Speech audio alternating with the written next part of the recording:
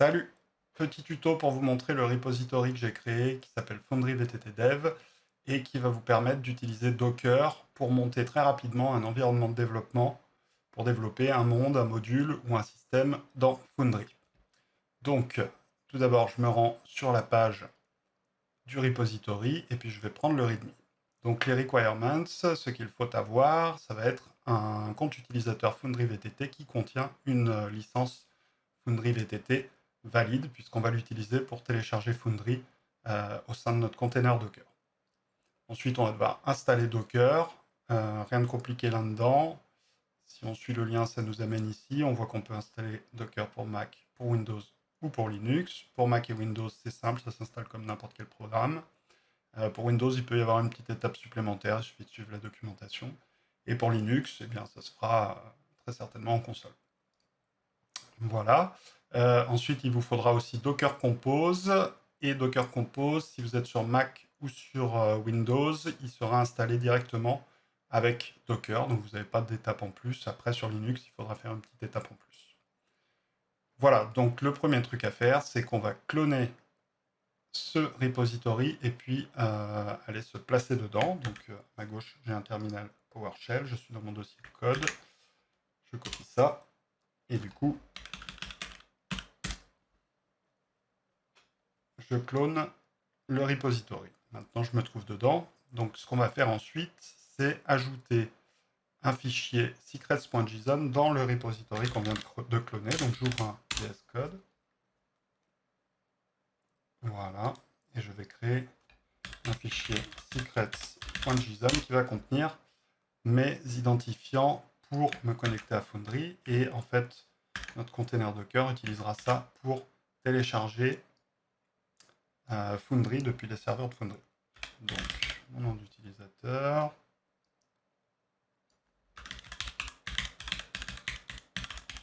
Mon mot de passe. Hop. Je sauvegarde. Et ensuite, il reste une petite étape. Il va falloir il va falloir créer un dossier dans le dossier système de Foundry. Donc, ce qui se passe, c'est que dans notre repository, ici, on a l'arborescence de ce qu'il y aura dans Foundry. Donc, il y a une partie, en fait, des fichiers de Foundry qui vont être récupérés, en fait, directement disponibles sur la machine hôte, sur notre machine. Et donc, c'est dans le dossier système que je vais créer le dossier de mon système. Donc ici, on va l'appeler SR5. Hop. Et il faut que ce dossier ait le nom de votre système, donc le nom qui est dans le manifeste de votre système, de votre module ou de votre monde. Sinon, Foundry ne sera pas content et ne voudra pas le charger. Et donc ensuite, une fois que j'ai fait ça, je vais pouvoir cloner mon système qui se trouve sur un autre repository. Ici, dans notre cas, ce sera Shadow Foundry SR5. Hop. Je récupère le lien pour le cloner. Et je le remplace. Voilà. Et donc, je vais venir le cloner dans le dossier que je viens de créer. Donc, dans notre cas, j'aurais pu tout faire à cette étape et faire ici un git clone de mon repository dans le dossier systems, puisque en fait mon repository a le même nom que mon système. Mais dans le doute, je préfère le faire en deux étapes, et donc je vais aller le cloner directement à l'intérieur du dossier SR5, et pour ça je rajoute /.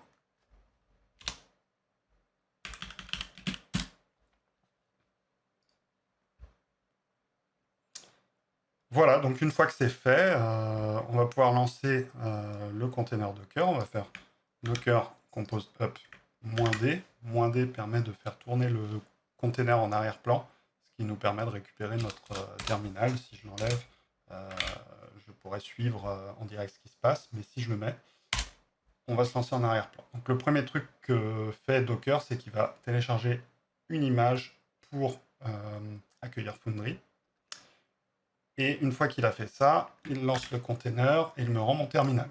Grâce à cette commande docker compose logs, je vais pouvoir voir ce qui se passe dans mon container. Et là, en l'occurrence, je vois que mon container télécharge Foundry depuis les serveurs de Foundry, grâce aux identifiants que je lui ai donnés dans le fichier secrets.json. Une fois que c'est téléchargé, on me dit que le serveur a démarré et écoute sur le port 30 000, donc c'est tout bon. Je vais donc aller voir sur le port 30 000 de ma machine et je remarque que j'ai une instance de Foundry. Donc là, j'ai un message d'erreur que j'aurai à chaque page parce que je ne suis pas dans la bonne résolution, mais autrement, tout fonctionne bien. Ici, j'ai choisi une clé qui est admin, puisqu'on ne va pas utiliser cette instance pour jouer, donc la sécurité de la clé n'est pas très importante.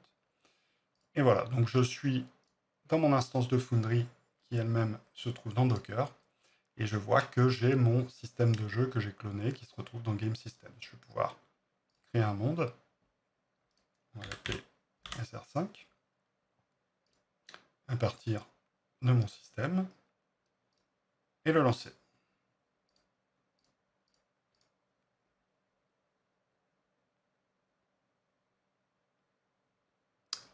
Voilà, donc je suis dans mon instance, c'est comme si je venais d'installer un Foundry tout neuf. Hop.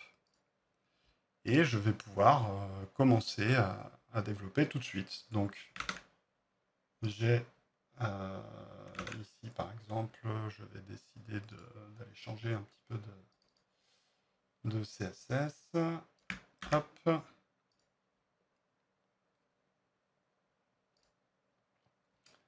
Donc je vais dans mon système qui a été cloné ici, CSS, SR5, je retrouve la partie que je veux changer, et mettons que je vais changer la couleur des boutons.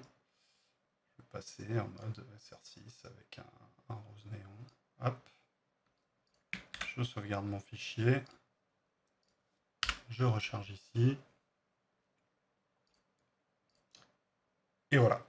J'ai commencé à développer pour mon système. Alors, ce que je peux faire également, si je ne veux pas être pollué par tous les dossiers là que j'ai mis au-dessus, donc tous les dossiers du repository de Docker, je peux très bien aussi fermer ça, retourner dans mon terminal, aller dans le dossier de mon système, et puis lancer mon VS Code ici. Et donc là, je me retrouve directement dans les fichiers du système. Également, ici, si je regarde mon statut Git, je vois ce que j'ai changé et pas ce qui s'est passé dans le repository du dessus. Donc là, je suis vraiment en mode développement total pour ce système. Alors, qu'est-ce que ça apporte? Tout ça, ça apporte qu'on va pouvoir développer, donc mettre en place rapidement un environnement de développement, mais également, il est sandboxé, ce qui veut dire qu'on ne touche pas à notre installation de Foundry, celle qui va nous servir à jouer, ce qui pourrait représenter des risques si on faisait n'importe quoi dans les fichiers.